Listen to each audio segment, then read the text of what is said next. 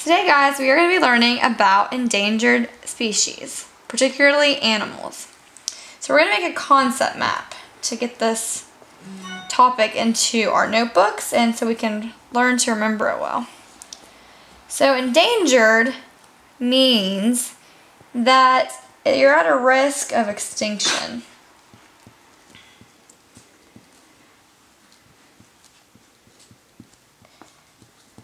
So we're going to put that in the middle.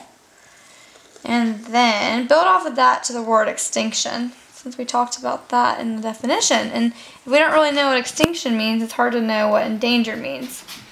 So extinction means that there are no more of that particular species in the world.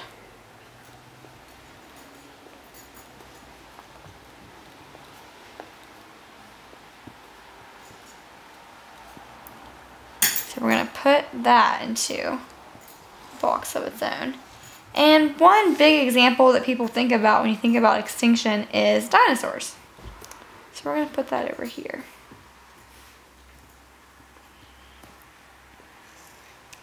But since we're talking about endangered more so than extinction, we're going to put some examples of endangered animals and some reasons as to why they can become endangered. So if we draw a line, one example might be the red panda.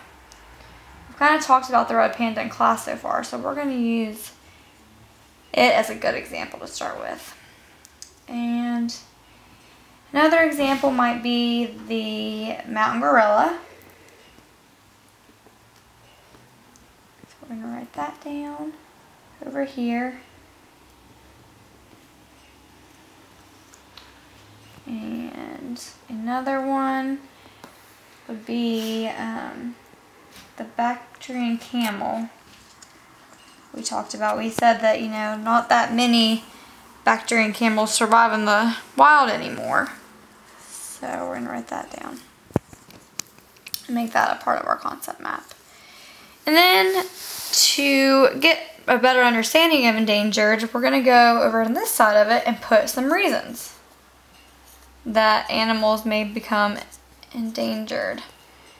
So we're going to build off of this and put habitat loss is a big one that animals suffer from. And we're going to go back later on in the lesson and talk about each of these reasons in more detail.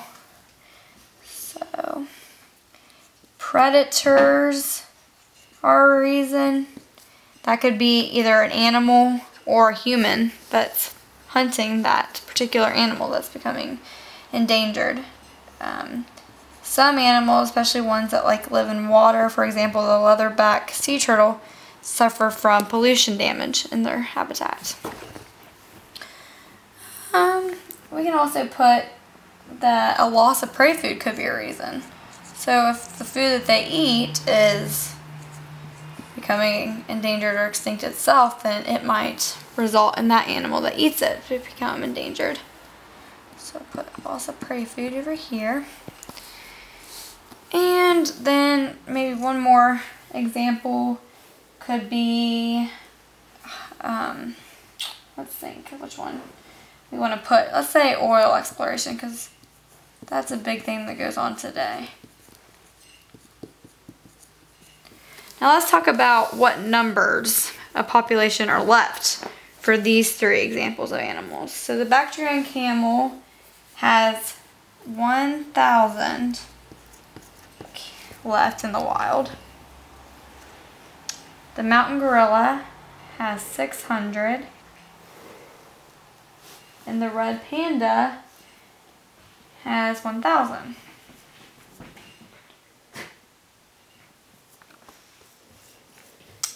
Now, we today are going to work on what we can do to help.